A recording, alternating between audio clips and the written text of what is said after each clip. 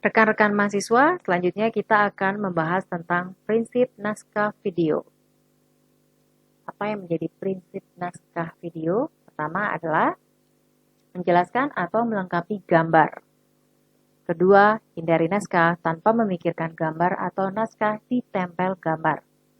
Seperti contoh, koordinator liputan menugaskan reporter dan kameramen untuk meliput pemeriksaan seorang tersangka dugaan korupsi di KPK atau di Kejaksaan Agung.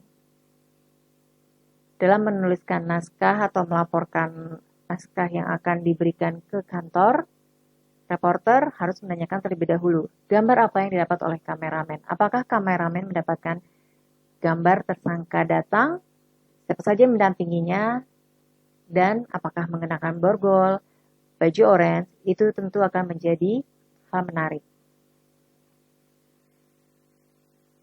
Yang pertama dalam naskah, reporter harus menjelaskan memang tersangka hadir, jadi gambarnya harus ada. Jangan sampai menceritakan tentang pemeriksaan seorang tersangka dugaan korupsi, tetapi gambarnya tidak ada. Nanti hanya akan establish saja yang ditampilkan. Tentu ini akan membosankan. Berisi informasi, bukan opini, boleh interpretasi. Bagaimana naskah video berisi informasi, opini, dan interpretasi. Contohnya seperti yang terlihat, PT Kereta Komuter Indonesia atau KCI melarang penggunaan masker scuba atau buff kepada seluruh penumpang mulai Senin 21 September lalu. Tingkat efektivitas keduanya menyaring partikel virus antara 0 hingga 5%. Angka ini masih jauh dibanding kain 3 lapis dengan presentase 50 hingga 70%. Narasi ini berisikan informasi. Apa informasinya? PT KCI melarang pengguna KRL menggunakan masker scuba atau buff. Kenapa dilarang? Karena penyaringan partikel virusnya itu lemah, bahkan jauh dibanding masker kain 3 lapis dengan presentasi 50 hingga 70%. Nah, bagaimana? Contoh naskah opini.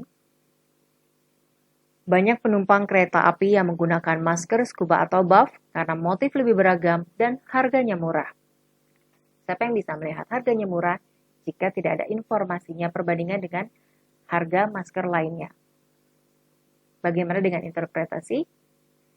Masyarakat menilai masker scuba layak digunakan karena banyak pejabat negara menggunakannya.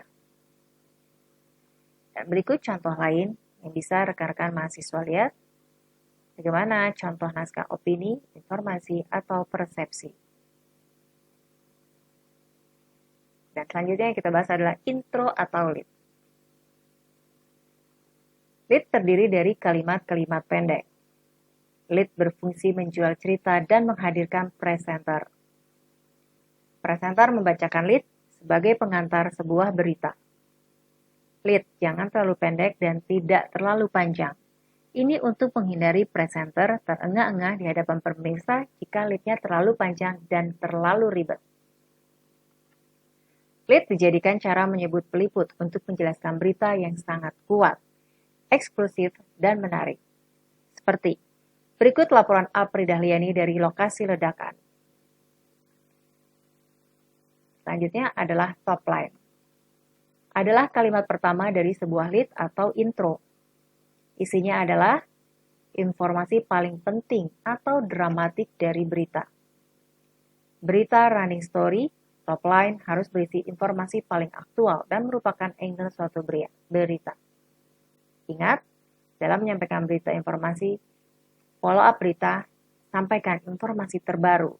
Jangan jadikan top line dengan berita yang telah tayang sehari sebelumnya. Setelah top line, kalimat berikut dalam lead bisa berupa konteks dari peristiwa, bisa juga latar belakang dari berita.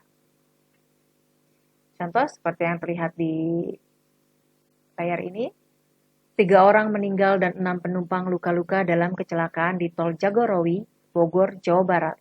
Ke-9 penumpang dalam perjalanan beribadah ke gereja di Serpong, Banten. Ini contoh lainnya. harus singkat, padat, dan menyampaikan informasi utama. Ada sebuah kecelakaan, apa yang harus disampaikan terlebih dahulu? 3 orang meninggal, 6 penumpang luka-luka. Bagaimana peristiwa ini terjadi dan akan kemana? Ternyata penumpang ini akan beribadah ke gereja yang berada di Serpong, Banten. Berita tentang kabut asap. Kabut asap melumpuhkan aktivitas penerbangan di Bandar Udara Sultan Haji Muhammad Sulaiman. Akibatnya, 20 jadwal penerbangan dibatalkan.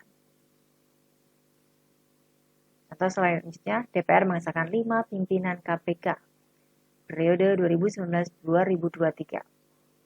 Pelantikan akan dilakukan Desember mendatang. Struktur penulisan naskah berita televisi menggunakan piramida terbalik. Peristiwa atau pendapat yang memiliki nilai berita tinggi. Pendapat seorang pejabat tentu akan sangat memiliki nilai berita tinggi dibanding pedagang. Penyajian sangat terikat waktu. Penulisan dimulai dari terpenting menuju kurang penting. Ini adalah piramida terbalik. Pertama, saya sampaikan alinea sangat penting. Ini akan menjadi kepala berita. Alinea penting, tubuh berita, dan tidak penting ekor berita. Dalam suatu narasi running atau story follow up berita, tidak penting ini biasanya berisikan latar belakang dari peristiwa. Misalnya, pelaku mutilasi adalah lulusan Universitas Indonesia atau universitas ternama. Dan ini adalah peristiwa apa yang melatar belakangi dari kepala berita. Jadi di sini adalah penjelasan tentang lulusan, di sini adalah pelaku adalah pemutilasi korban. Penyusunan naskah berita harus mengandung unsur 5W plus 1H. Informasi 5W plus 1H. Apa itu? What? Apa? Terdiri dari topik dan subtopik. Who? Siapa? Subjek atau orangnya. Where? Di mana? Lokasi kejadian. When? Kapan? Why? Mengapa? Menjelaskan keterangan latar belakang. How? Bagaimana? Mengenai proses dan detail. Seperti rekan-rekan mahasiswa, ini adalah contoh naskah 5W plus 1H.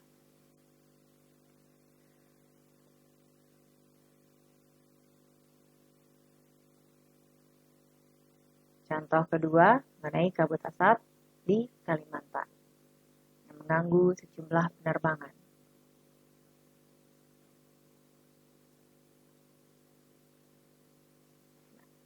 Sesi kedua ini cukup sampai di sini, kita akan melanjutkan sesi berikutnya.